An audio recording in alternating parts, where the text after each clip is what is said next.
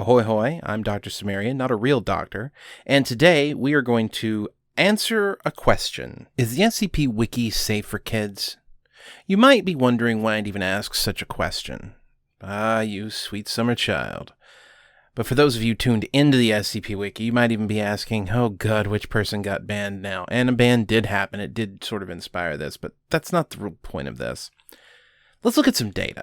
The SCP Wiki runs a yearly survey, and one of the questions on there is related to age. Now, putting aside for a moment the stupendous problems with asking kids for their ages in the age of the Child Online Privacy Protection Act, and ultimately hoping that volunteers with no legal degree are getting all of the requirements of that right, we do have hard data from 2022 that we can examine to understand the site's demographics a little bit better. This is the survey results. It should be noted, by the way, that joining the site itself requires you to be 18, so this survey includes results from people who are not registered with the wiki, but just read articles. Now, as you can see, 4.86% claim to be under the age of 13, which is actually a stupendously high number of people, because I'm sure there are more that just either didn't interact with the survey or didn't answer honestly. 29.5% claim to be between 14 and 16, and 20.68% claim to be between 17 and 18. Now, it's a little hard to get an exact determination of how many are under the age of 18, since 17 and 18 are included together, but 55% of the respondents claim to be of high school age or younger, and I guarantee you that the number is actually higher. Because, again, in order to register for the site, you have to be 18, and the people who register for the site are more likely to answer this survey. Now, is this whole thing of, say, 55%? Let's pretend like that number isn't lower than it should be. Is 55% of the people on the wiki being high school age or younger a problem? Yes. And no, I guess. The problem arises from the fact that the site's average age is below 18. But the content creators and staff are all above 18 because of the rule of registration I mentioned before. It's likely that some staff and creators are just lying about their age too, but that's not really a point here. The problem isn't the kids, see? It's the adults. There have been many scandals throughout the years involving sexual misconduct relating to staff and users on the SCP Wiki. Bright is one of the most recent ones, and most of you have probably seen my video on Bright's misconduct already. Rest assured, though, this is not the only person who was involved with this kind of behavior. And I will say I've known several of these folks personally, as they were other high-profile users. And as each one of them turned out to be a creep, I had to ask myself, why I never saw it coming? You know, you feel like that's the kind of thing you would inherently know about someone, but I didn't for quite a lot of these people. Part of that's probably just aloofness on my part. I don't get to know anybody very well, but I can't help but think I screwed up and missed something from time to time, or excused something that I shouldn't have. Honestly, though, even if these folk kept their creepy shit just contained to adults, it would still be troubling because they're users on a site where the average age is below 18. I've had this conversation with people on Discord before, and it always comes down to this. There are certainly valid avenues for adult content, should you want to write that, but there's nothing saying you have a natural right to post it to the wiki. And if you do so knowing that about half the people who read it will be below the age of 18, then you've made a decision. We can talk about the appropriateness of that decision, but you can't pretend that you didn't exercise free will on the subject.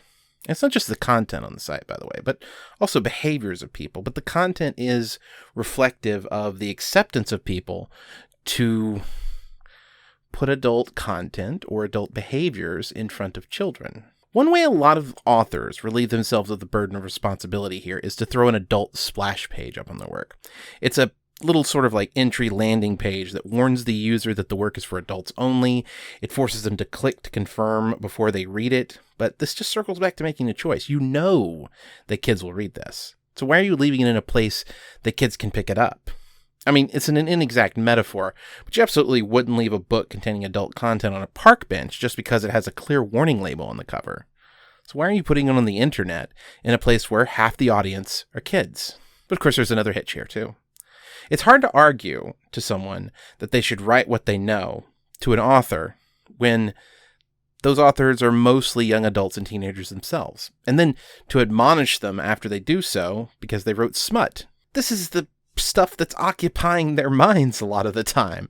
But I think just don't post it here would be a pretty good way to go about it. But I mean those of us who are adults, and not just young adults, but like older adults. I'm 37, 38. I'm so old I don't remember how old I am. Have an additional responsibility to keep an eye out for creepy behavior. I'd argue that you shouldn't be engaging in any adult behaviors with folk you know online, but I also know arguing that would be a lost cause. Just keep it non-transactional, keep consent in mind, and be goddamn sure kids aren't seeing this stuff is going on. Remember that behaviors you treat as normal then become normalized for everyone else. The internet is kind of a great equalizer in many respects. Kids don't look at you doing a thing and think, oh, that's only for adults. They think that's for everybody. It's hard for a lot of people who are young to draw distinctions between what behaviors are okay for adults and what are okay for kids. As an example, if kids see you setting up a secret adults-only chat room, they'll do the same thing, but with other kids. And sometimes, not kids will sneak in. Does that mean you should never do it? In this community, I'd argue that the answer is yes. I've evolved a bit on this topic over the last 10 years or so, but I definitely think we can do more to protect kids on the wiki by just straight up keeping adult content out of the community as a whole. Creeps exist. There's a lot of them in the world. And because of that, it's probably easy to just go, meh, not my problem. Where are their parents? Let them handle it. But that's abrogating your responsibility.